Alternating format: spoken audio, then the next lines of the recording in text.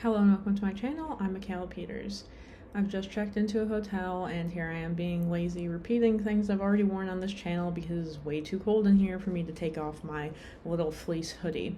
And my hair is extra curly because it's raining outside.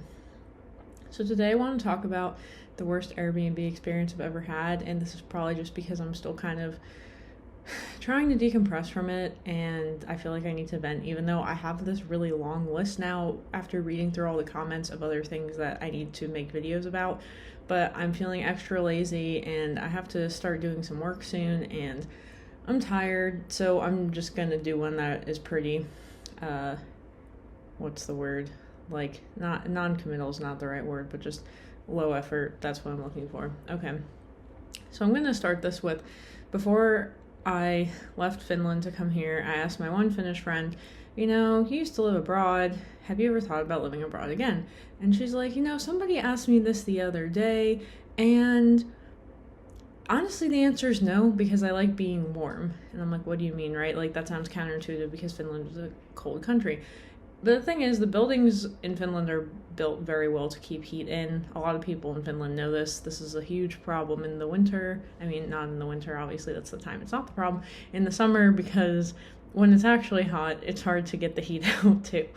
But I understood what you meant, because Finland is not quite on the same level as the post-Soviet countries. Like, oh my god, like, you would think you were in a sauna, like, just during the day. Like, I remember when I lived in Kyrgyzstan, and I would go to my classes in the morning, like, because I lived in the school where I studied, like, I was, like, wearing a t-shirt all winter long because it was so hot, and the only way you could get rid of the heat, like, there was no thermostat to turn it down, because I think the city regulates the amount of heat that's in the buildings, was you just have to open a window, which in Kyrgyzstan in winter is terrible because they have a really bad pollution problem because they're located in a valley. There's a similar issue that goes on in Los Angeles in the US, but this is a pretty unique thing for cities that are located in valleys with mountain ranges around, especially with poor emissions regulations.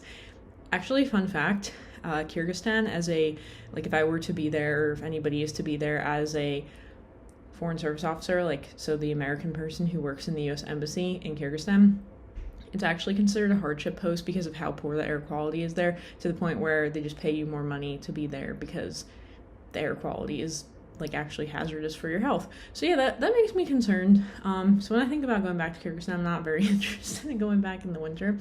But yeah, so Finland for a Western country is warm. And I'm thinking, like, I'm not talking about actually warm, I'm talking about warm inside buildings. And the reason why I'm talking about this right now is because I just checked into this hotel, which was also freezing. Then it took me another 5 minutes to realize that the window was open and I had to close that. And then I blasted the heat because it was on 10 degrees? What? And then I put it on 25. That's too hot, but just gotta get some heat in here. But this is a hotel, which makes it annoying also, and now I'm just starting to wonder if this is a universal issue, because I was staying in Antwerpen, and it was actually my second time there. I should do a review of Antwerpen kind of thing, however it's actually pronounced, but yeah. So it was kind of funny because we stayed in this Airbnb that was, like, right across from, like, the guy who owned the Airbnb, was, like, his private property, and I just feel like, okay, not everything that could go wrong did go wrong, but it just wasn't a great situation. The lock in the gate didn't work. We got it stuck, had to call the guy, then they had to remove the lock, but then they put the lock back in, and we were afraid to leave by the time they put the lock back in because it was too hard to open. Like, it, like, did not open. Like, two people couldn't figure out how to open it. So, okay, that was one thing. The biggest thing was the fact that the power went out. And the issue was, like a circuit breaker kind of thing. You couldn't be running both heaters in both rooms. And keep in mind, there was no central heating, so everything was a space heater.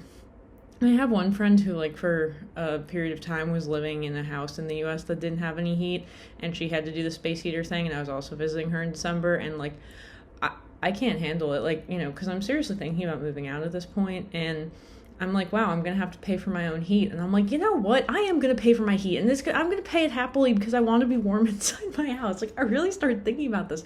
Like, this also bothers me. So I get what my friend is saying. Like, oh, I don't want to leave Finland because I'm spoiled because it's always warm. Like, yes, it is always warm inside buildings.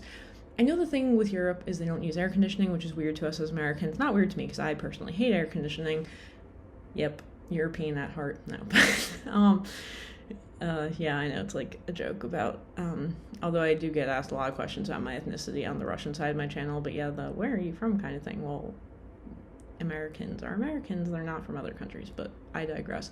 Okay, so yes, it was cold inside that place, and it was very cold inside that place, and you could only use the heat in one room, and I was sleeping in a different room as my friend, so it was like so annoying because like I couldn't use the heat, but I had these big quilt blankets, so it was kind of okay, but then when I got out of the bed, it was not okay, and it was just generally really uncomfortable. I'm trying to think of, there were like other things that were kind of an issue. The TV, the plug to the TV didn't plug into the wall, so we had to ask for an extension cord, and then again we couldn't have too many things plugged in at once, and yeah, the power went off in the middle of the night, which wasn't great. I was like, how the heck am I going to charge my phone? And I think it went on at some point, whatever. Trying to think what else. It was like the bathroom floor was freezing cold. Like I started walking around my flip-flops. It was great that I even had them with me. I guess it's because I was planning on possibly staying in a hostel today.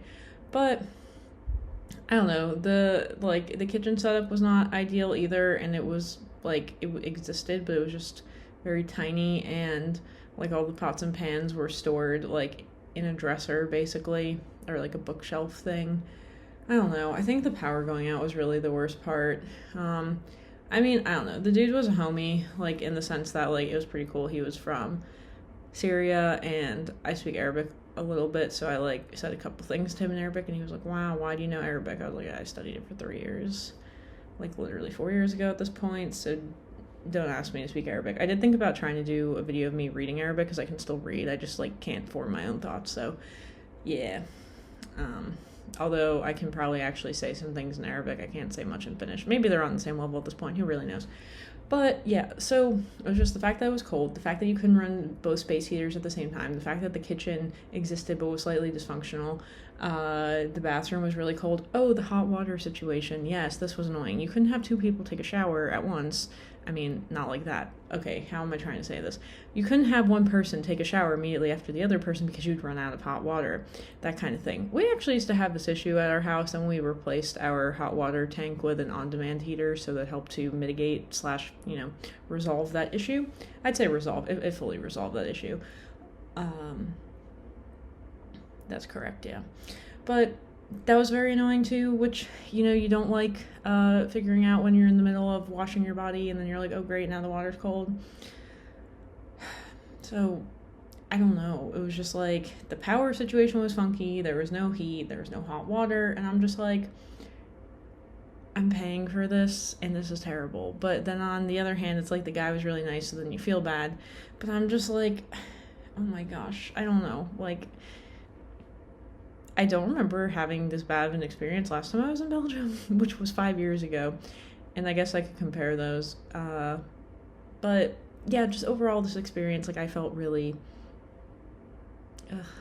like it was just uncomfortable. And then I'm like, why am I going on vacation to feel more uncomfortable than I'd feel at my own home?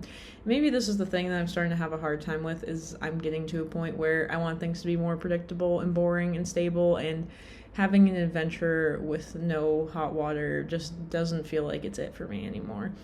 So I don't know, I'm thinking pretty seriously about like retiring from traveling starting next summer, because I have things booked until then. And then just kind of focusing on my housing thing, because I'm like obsessed with that right now, and will feel really good about that.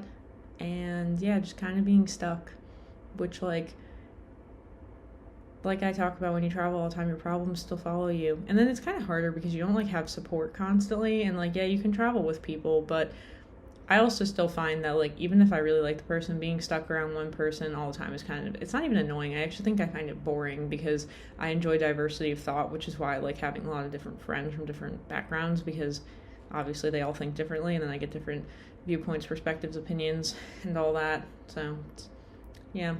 That's why people think I'm extroverted, even though Honestly, I feel like I'm just chronically trying to avoid people. So yeah, actually, like, thank you very much for all of your engagement on the channel, and I'm so sorry that I'm really bad at responding to comments. I also just feel like I'm in, like, sensory overload right now, because there's just, like, a lot going on, including me being cold, which I don't like. So, yeah, like, I actually really want to do follow-up video to, like, talk more with, like, real numbers, which is not going to be good for me, because I'm pretty bad at thinking in terms of real numbers.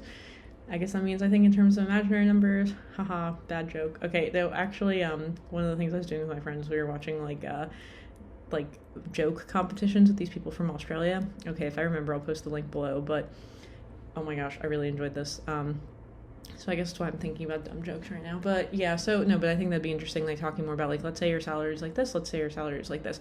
I think the other thing that's really hard is, now that I'm getting older, maybe I appreciate my family more than I did when I was younger, and I just kind of, like, accept that they're not going to change, which is fine. And then I also accept myself that at this point I'm getting older and I'm probably also not going to change. So, like, yeah, just like the radical acceptance thing, which they like to teach you in a lot of these different types of, like, if you ever do group therapy classes, because I did one of those, and the CBT one talks about radical acceptance. So yeah, okay, as usual, getting very ranty at the end, and I'm super tired. I might need to take a nap here in a second, but I just wanted to throw a video at my audience real quick, because really the channel is starting to explode, and I don't even know how I'm going to keep up with it.